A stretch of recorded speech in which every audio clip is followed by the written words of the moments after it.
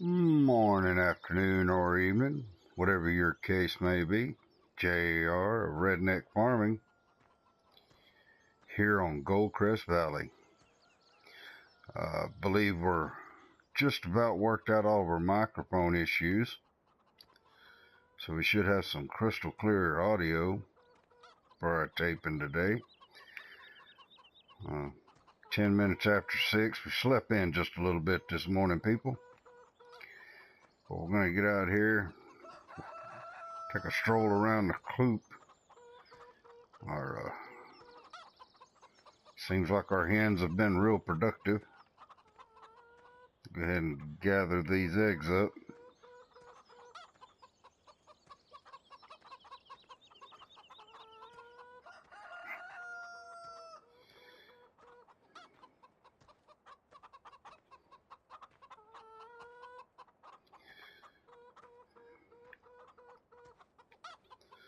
Looks like our soybeans over there are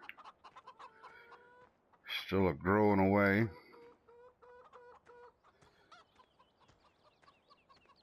They're on we check our map real quick.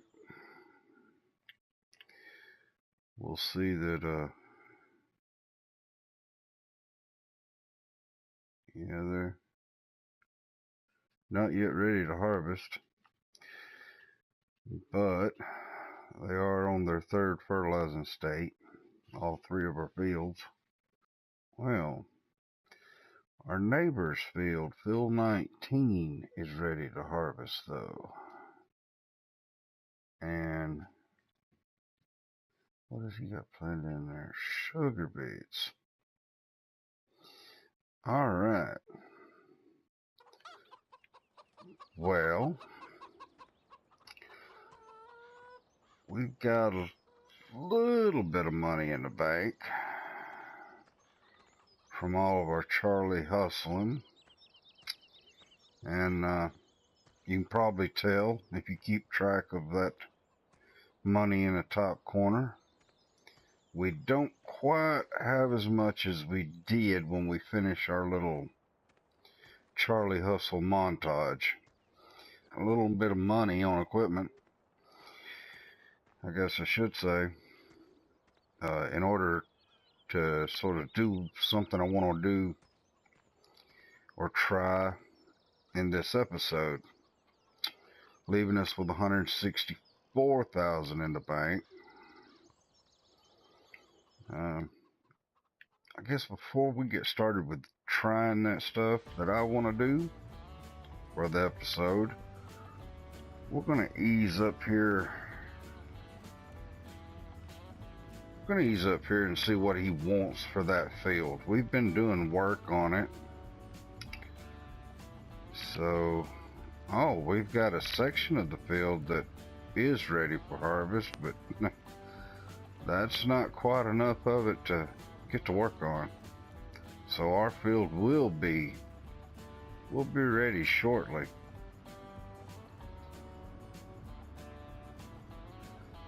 Field 19 here, ready for harvest with sugar beets in it. And that's quite a good field with sugar beets too. That's going to yield, quite a bit. Yield's always high on sugar beets and potatoes. Ooh, half a hectare for $44,000. But you know what? We're gonna go ahead and buy that. That'll play in. That plays in pretty well with my current wanting to start my first animals on the farm being hogs. Sugar beets part of their feed, so that'll get us started on that.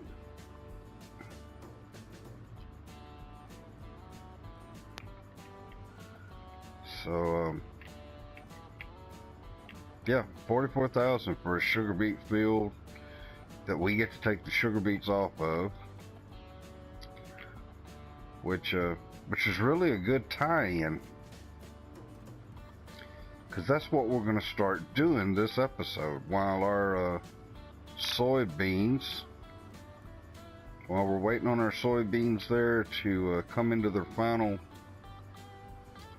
go through their final growth state into the harvest stage, we're going to ease up here and start working on the area around our hog enclosure. I've got an idea in mind of what I want it to look like.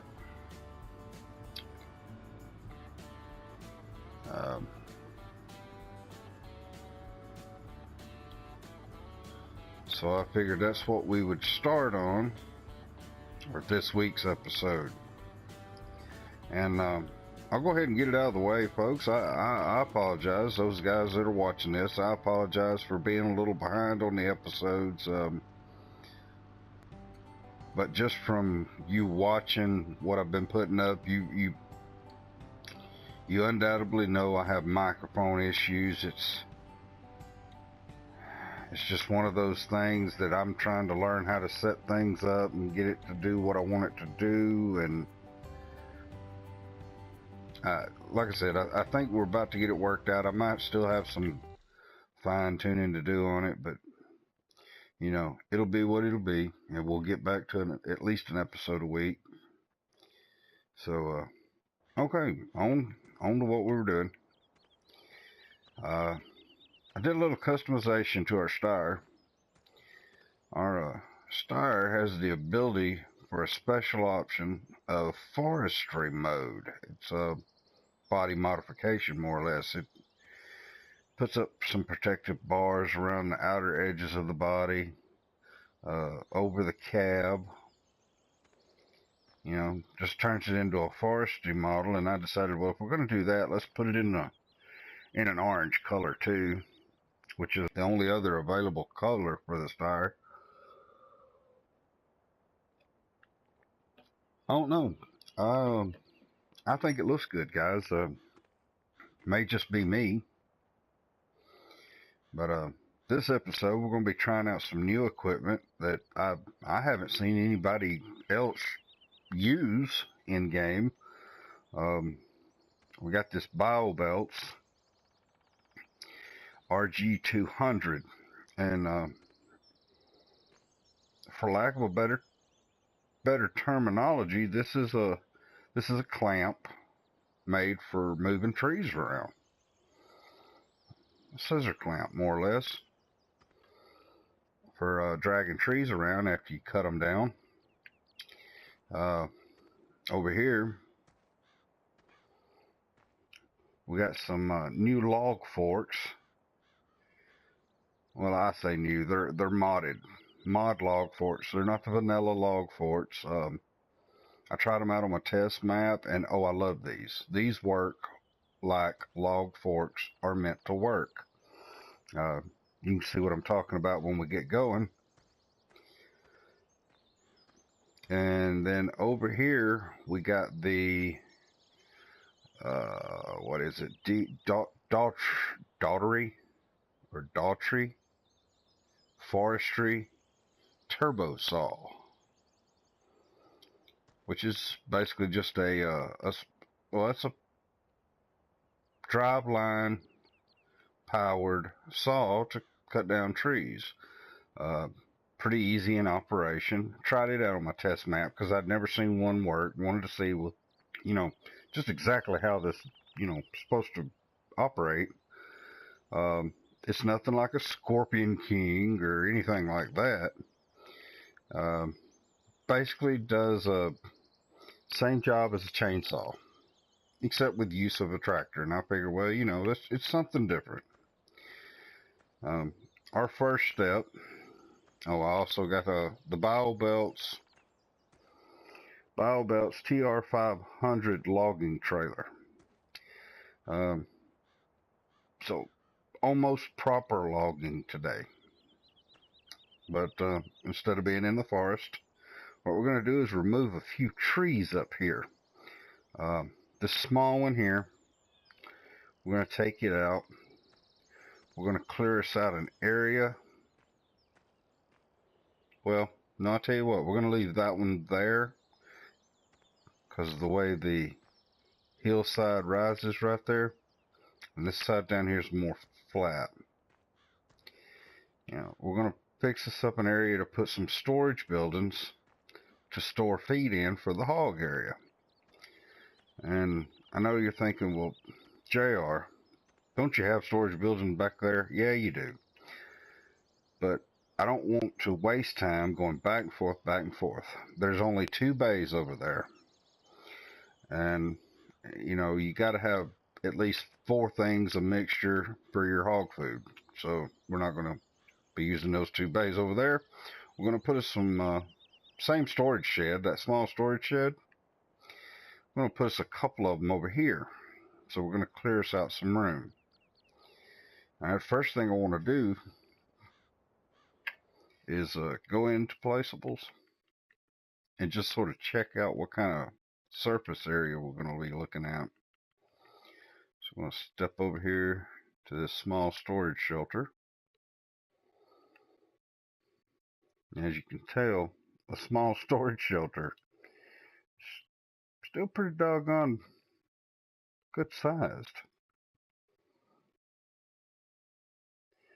We don't want to get too far up in that hillside over there.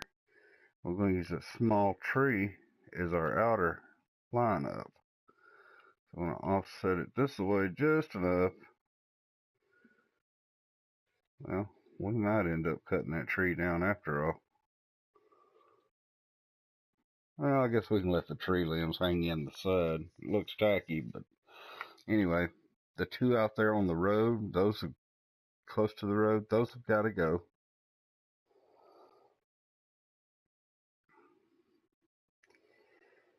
And I guess our second storage shed will pretty much be right over this way toward the corner. Ooh. So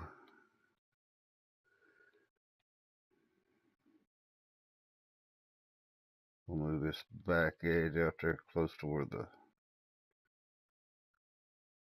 edge of the road is. That way it's not taking up our road there. So 1, 2, I see 3 trees we take out. We'll take out those 3 trees there. I was going to put it down here on this side, which is really easier to be done, but it wouldn't fit my purpose. But anyway, I'm going to remove these trees over here. So let's go ahead and get this saw hooked up. Let's see it work in action here.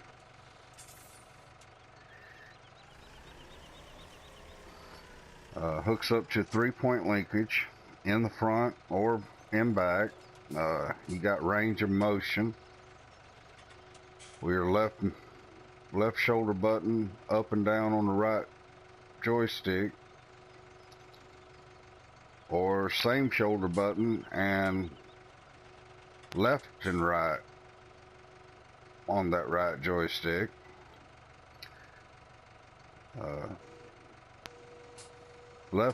Right shoulder button, excuse me, and left and right on the joystick gives you a little opening and closing feature there.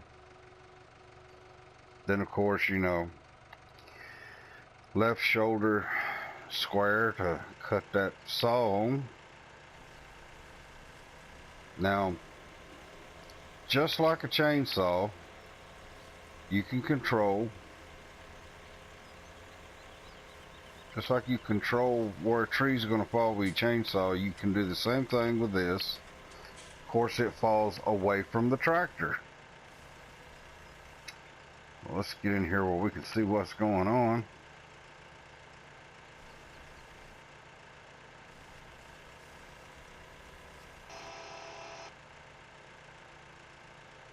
Timber, as they say. Just that easy. Just drive up to the tree and buzz it down. Like I said, it's no special reason. I didn't purchase this saw. We're leasing it. Just something to try out. Show people a little something new.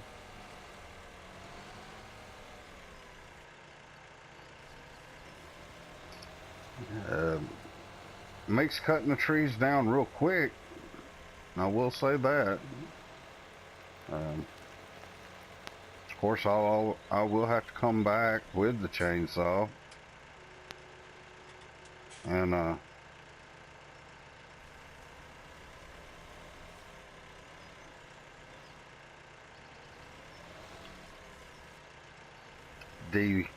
de-limb the trees, I guess you'd say. Well, JR, don't line it up that right.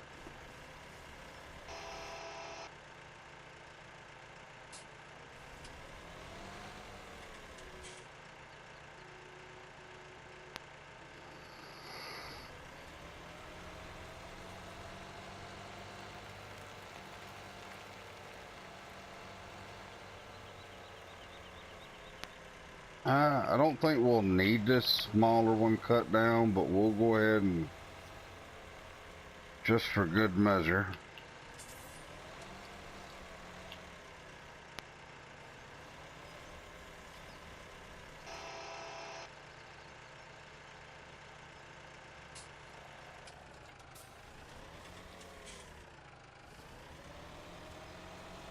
Anyway, that's just another way to do a little bit of forestry or logging work.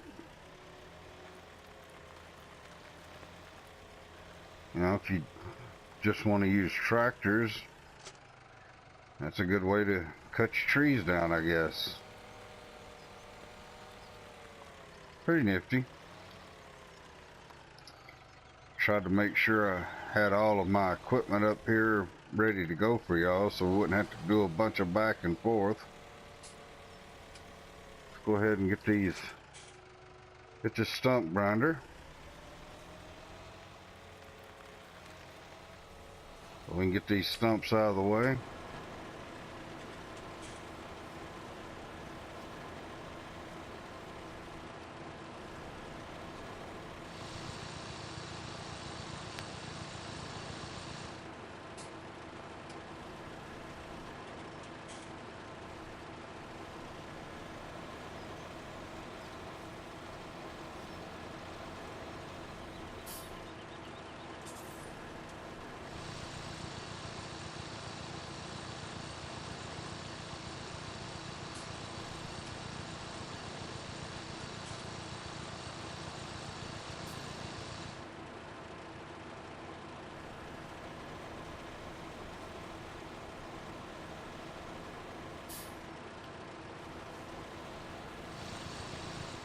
Whoa, overshot that one. There we go.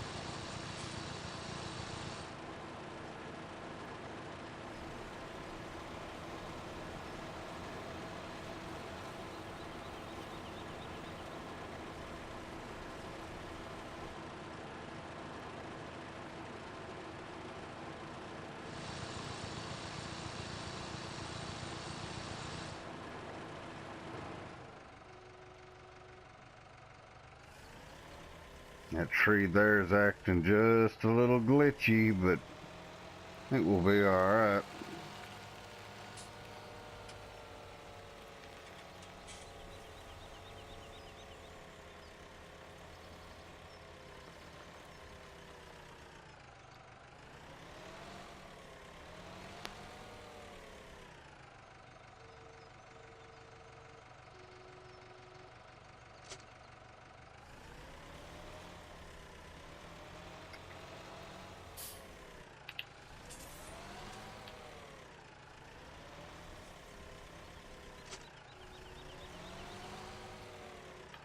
Just a little weight on the front end.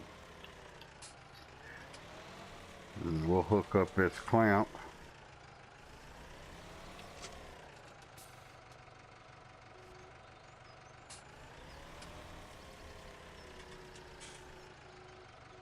sort of like the saw, you got basic movement using your 3-point hitch, excuse me, and then your claw can swivel and open and close by holding both shoulder buttons and using your joystick. So let's give this a shot. This should be a little interesting.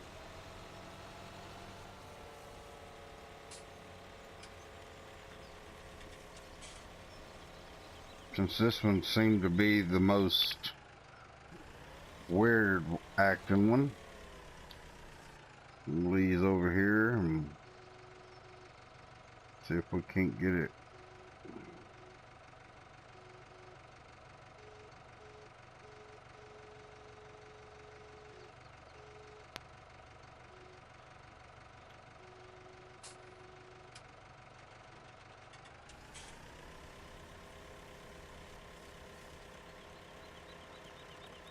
And yes, ladies and gentlemen, this little small Steyr tractor has picked that log up all by its lonesome.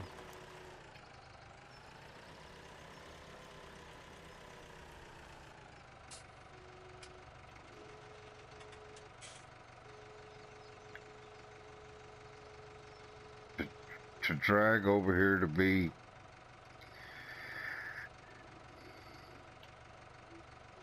become finished product. That's pretty neat, folks. Like I said, we're just using a couple of different little things that I've never seen anybody else put in a Let's Play. I was sort of curious about, and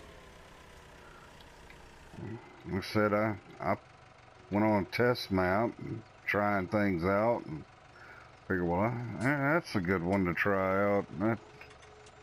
Anything you haven't seen before is always a good thing to try.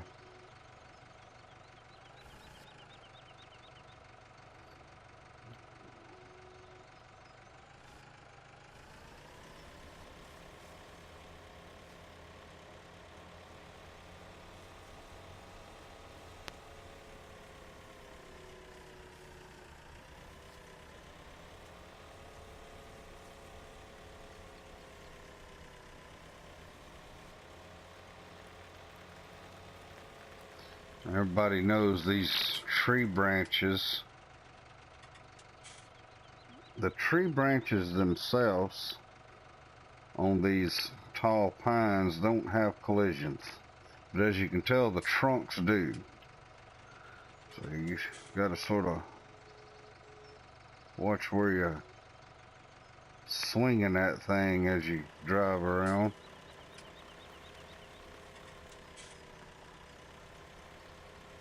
We'll drive this right up in here next to this other one.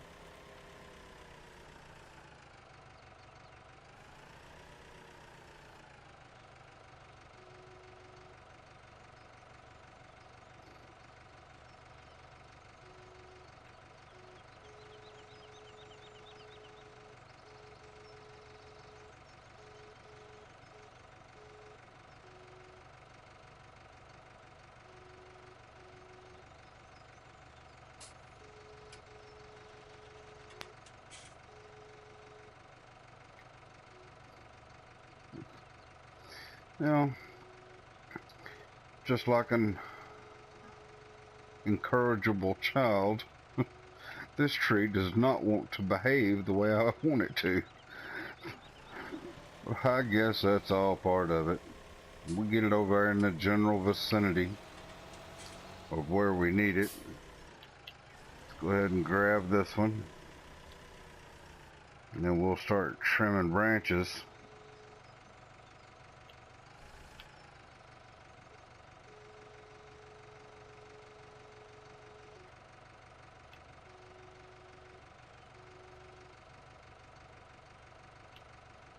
Oof.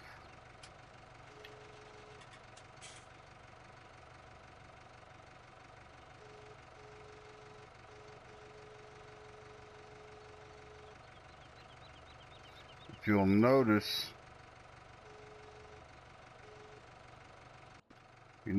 this piece of equipment has that plate. That's to catch them if they slide toward the tractor. And it looks like we just barely caught it, but it's caught. Thank goodness. We'd hate to do any major damage to our tractor. Take a wide swing out into the road. Thank goodness nobody was coming at the time.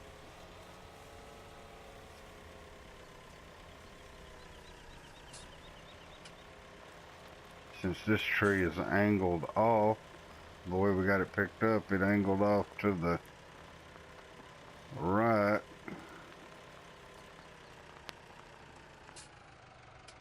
We'll ease down that side.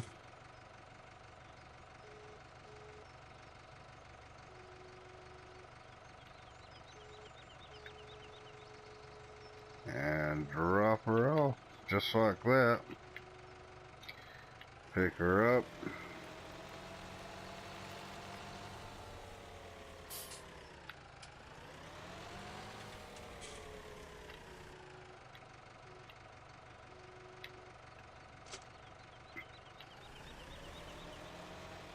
We're gonna spin around for this weight. Go ahead and get this tractor set up for our next operation with it, which will be loading these logs.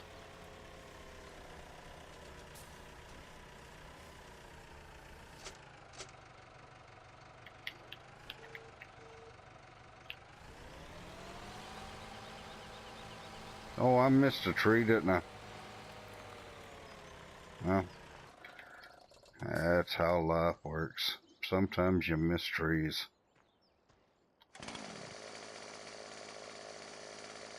Though I really don't think I had room to put it over here.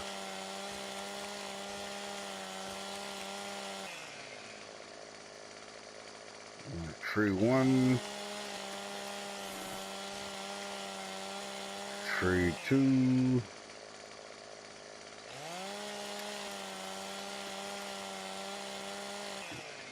And tree 3.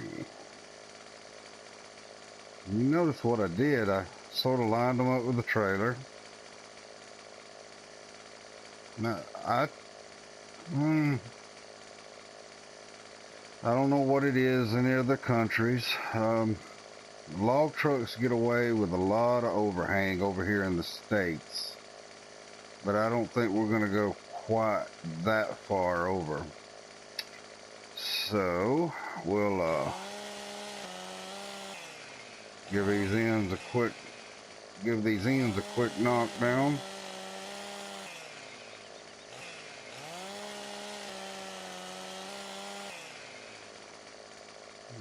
We've actually got a couple of ends here where we'll set them over to the side. Excuse me, wrong button. No, I'm jumping with a log in my hand.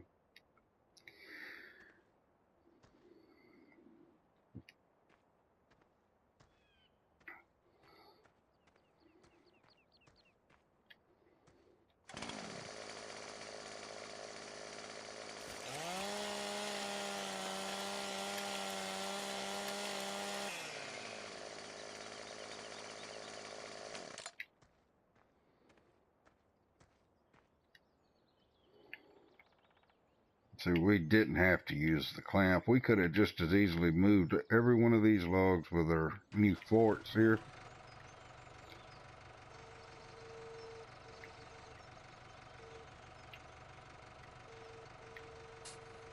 There we go. Those opened up. And as you can tell, these log forks are part of that big pack from CSZ or CSZ, excuse me. Watching too many Europeans do videos. Everybody says CSZ, but CSZ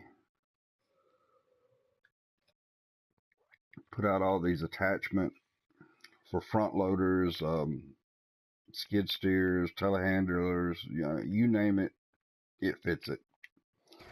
And these are just awesome log forks. Let's see if I'm able to show you what I mean. I'm sure everybody that plays the game by now is sort of used to the basic technique that everybody uses to pick logs up with most of the other log forks. The method I call the reach down and grab it method, where you come at it like this, lower, and then pinch your claw, pick it up.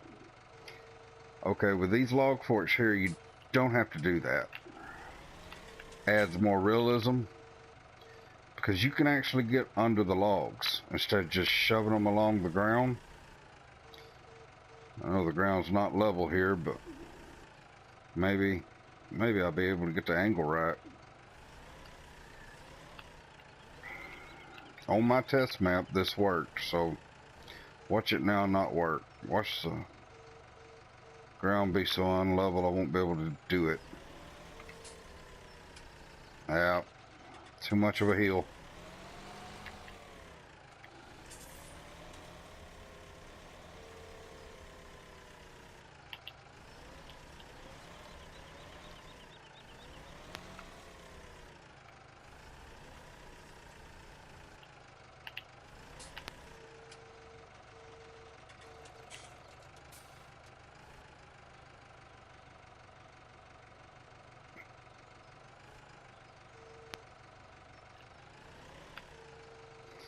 Well, alright.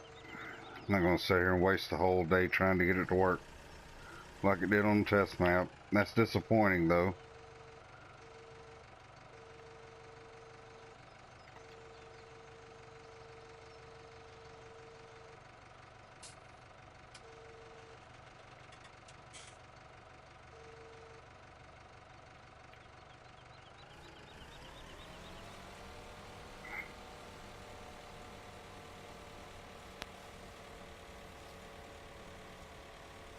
Something else you can tell, you got a much wider area under your log with these log forks.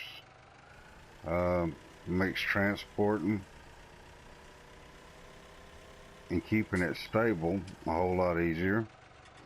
Another thing you'll notice, that added camera angle sort of comes in handy.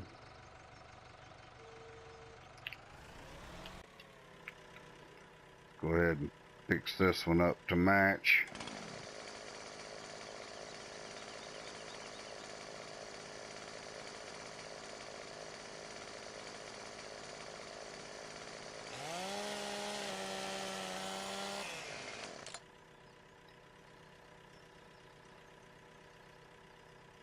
Guess I should have bought me a small chipper too, or at least one.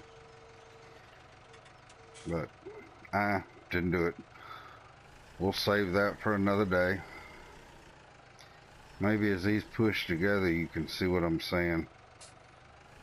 Let's see. Let's get these down here right flat on the ground, and right under logs it goes, like a log fork's supposed to work.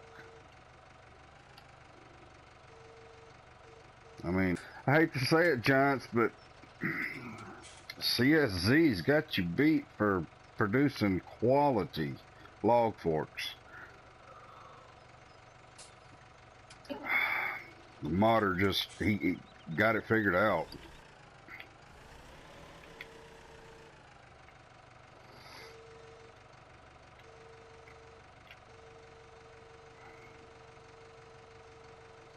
And trailers, one timber trailers, I guess, is just as good as another. I tend to use this one since it's got released by BioBelts, simply because the way the way your uprights are on it, it gives you it makes it easier, I guess would be the way to say it. Makes it easier to load or unload the trailer because of the way the uprights are spaced out.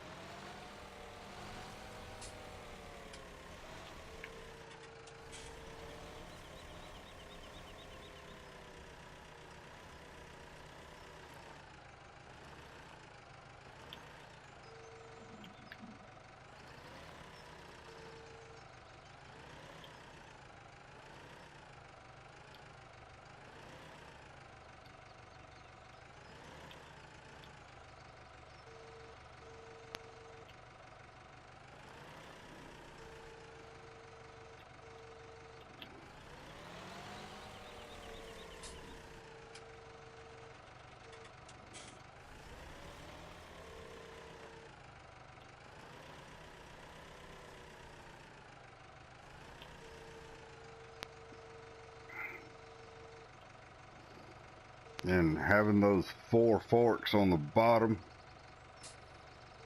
gives you a wide enough base that with a single log, pick a single log up, you don't even have to close your clamp to hold it there. Weight distribution itself is enough to hold it in place. And just boom, boom, boom. That easy.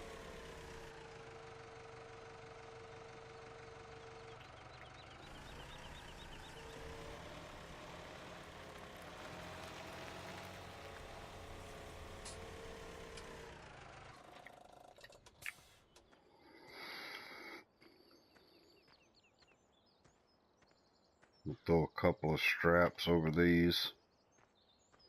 We're not taking them nowhere right this moment. No length anyway.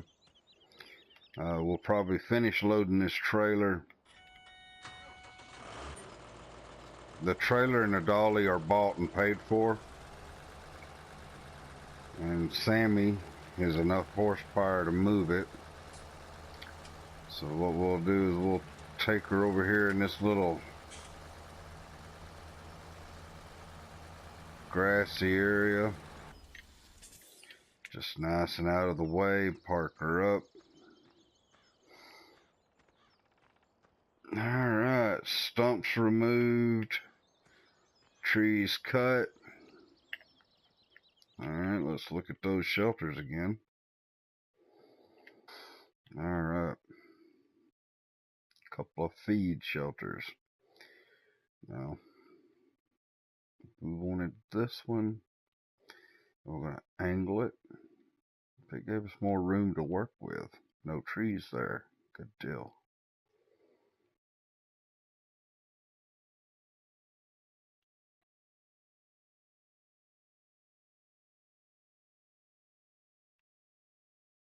Spin our camera around and see what we're looking at this way.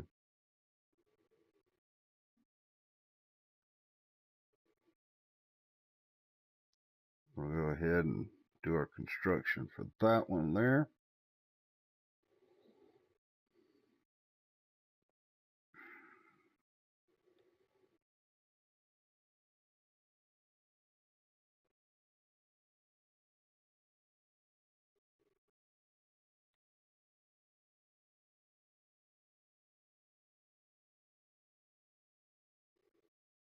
It's still going to bite into that heel pretty good bit. But, you know, sometimes it just can't be helped. And we're going to throw that one there. Come back out. And, hey, sure enough, we've got good storage area up here on our hog farm now. I believe since root crops only use 5%, the one that's eat up with the hillside, taking up a lot of the storage area, will probably be where we put our potatoes or sugar beets. And you know, I guess our corn, since we use more corn than anything, our corn will go here. Oh, we got that deep pocket down here in that corner. Yeah, we can put plenty of corn in there. And we'll have wheat and barley, and then soybean, sunflower, canola in the other. But I got that done. Got it knocked out real quick. We got 2 new constructions on our farm. We modded our Steyr. I'm going to leave that Steyr forestry edition like that. It can still do field work. It's no big deal. And I think it looks pretty cool for doing forestry work. Took a look at a couple of new pieces of equipment that I haven't seen anybody else do anything on. That little clamp for moving the logs around, and the turbo saw. Bought the farm a Bow Belts timber runner trailer and dolly. So yeah, I think we're gonna call it an episode.